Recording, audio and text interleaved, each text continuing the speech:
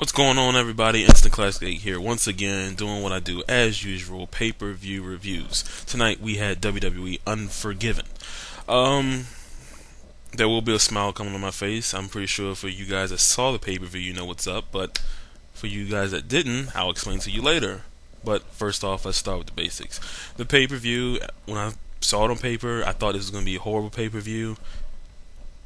The end result, it was okay at best. It wasn't anything good though, but there were some excellent things, some really things in this. So we shall go through the results. The first match was the ECW Championship match, the scramble match. Excuse me. Everyone know they had the scramble matches for all three titles. So Matt Hardy, Mark Henry, Miz, Chavo, and Finlay. This was it was a fun opener. A lot of back and forth. I think they gave Chavo the belt like super quick. There were a lot of pins in this, other than the other two matches. There were a lot of pins in this match. And then Mark Henry came in there. I think he calls it the world's strongest slam. I think that not fall away slam, but that press slam. He did that about 20 times in there. There was one point I think he got the belt, but Matt Hardy ended up getting it back, and now Matt Hardy is the ECW champion. I don't have any problem with this. Like I said, it was a fun match, especially when Finlay came in. He started taking everybody down. But like I said, really good stuff, really good opener as well. Then we went to the tag team championship match, the Raw belts. Cody Rhodes and Ted DiBiase versus Tyme. This match was okay. You saw a lot of flashy things from Time. There was one part where JTG's running towards Shad Gaspar and he throws him over the top rope onto Rhodes and DiBiase to the outside. That was really good. He also did that spot like Hernandez does, Homicide and Hernandez, where you slingshot him and do the shoulder block into the opponent. They did that. When DiBiase and Rhodes got involved, when they got their offense going, it was an okay match, but it got very slow. And like I said, they gave us more time than I actually thought they would. It was like 12 minutes or so. The match ended up, I think JTG, one of them was trying for a roll up, and then they reversed it, and Rhodes and DiBiase retained the title. They headed up with a roll up, and then God, let me see the guy's name. I forgot what the name is. Oh man, let me see. His name is. They didn't even mention it. I know it's Alpha Junior. I think that's what he went by in FCW. I don't know what they're calling him now, but he debuted tonight, and he's pretty much gonna be with them, I guess. You saw more play between them, all three of them, and Randy Orton, which is looking like they're going to build up their whole stable, so that'll be interesting to see. Then we got to, like I said, this should have been the main event. Well, now, looking back at it, I'm fine with it, but, I thought this should have been the main event. Shawn Michaels versus Chris Jericho, the unsanctioned match. This was good, but this should have been much better. Most of the times I said, you have two wrestlers, they have an okay match, and it could have been much better. Considering these two, how they work in the ring, and this whole feud, this should have been better.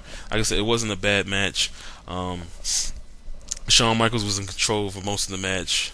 You saw interference from Lance Cade. There was one point he had Lance Cade and Jericho on top of each other on the table, and the elbow, the flying elbow through the table, which was a crazy spot.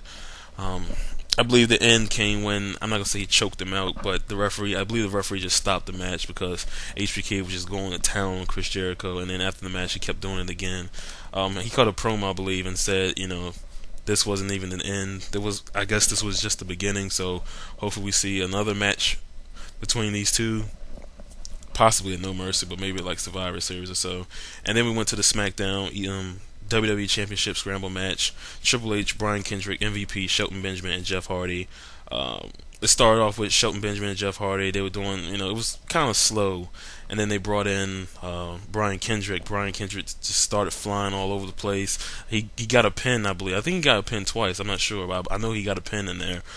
MVP comes out. He does the drive-by kick, And then there was one point Brian Kendrick did a crazy leg lariat. And then, all four of these guys, they were going at it, man. Just good stuff, And then Triple H comes out, pedigrees Brian Kendrick, gets the championship. I believe Jeff Hardy may have done like the Whisper in the Wind or the Twist of Fate. He got the pin. For some reason, Brian Kendrick is pedigreed again. He keeps the belt, and it was basically Triple H and Jeff Hardy going back and forth. They were teasing Jeff Hardy so much. It's so unfair, but you know, what can you do? Triple H retains. Like I said, just the way they had everything going, you actually thought that Jeff Hardy could have kept this, but as soon as like the clock started ticking down like 15 seconds and everyone was laid out, except for like I think like MVP, and then you see Triple H get up and you knew what was there. So like I said, it was a good match. Even with Triple H doing all that stuff, it was still a good match. We went to Michelle McCool and Maryse. Then we went to Batista versus Kane versus JBL versus Rey Mysterio versus CM Punk. Now CM Punk was cutting a promo. Orton comes and said, you talk that trash, you threw the water in my face, blah blah blah, and then he got, his little clique came in. They pretty much jumped CM Punk. Kofi Kingston, I don't know where Kofi Kingston came from. He tried to help him out, but he got beat down. And then Orton does that punt from hell, I guess what they call it, punt from hell, right in his in his head, and that pretty much put CM Punk out for the entire match. So they had to find a replacement for Punk. They kind of showed William Regal, and me and my friend were like, if William Regal's in this match, we were just gonna turn it off, because the four guys, Mysterio, JBL, Batista, and Kane, we don't want to see any of these guys as champions. So, they were doing their stuff. It was so slow. Kane and Dave, and even JBL. I was actually happy to see Mysterio come in the ring, so you can see, some kind of speed in the match. You saw Dave and Ray working together, but Ray turned around, because it's every man for himself, and he was trying to be a champion as well. And then, we all, they replaced Punk. They replaced him with Chris Jericho. Chris Jericho came out beat up. Everyone was like, what is this about? And I forgot how it went down. Like I said, it was really fast, but Jericho ended up getting the win, and he's now World Heavyweight Champion, which I am so ecstatic about. Sad to see Punk lose the belt like this. You can actually say he never lost the belt. This might be setting up Punk and Orton in the future, but yeah, like I said, Chris Jericho is champion. I'm all for that. Like I said, the match sucked, but Chris Jericho winning his belt, it was really, really good, and I'm dying to see what they're going to do with him in the future. So, overall, Unforgiven, okay at best. Like I said, it's Shawn Michaels Chris Jericho match. That's the main reason, we chipped in to buy this pay-per-view, and it was okay, but it could have been better. I'm sick of spending money to see Triple H win the belt every single time. But, what are you going to do? Hopefully, we can get something better out of No Mercy. Until then, Instant Classic 8 out.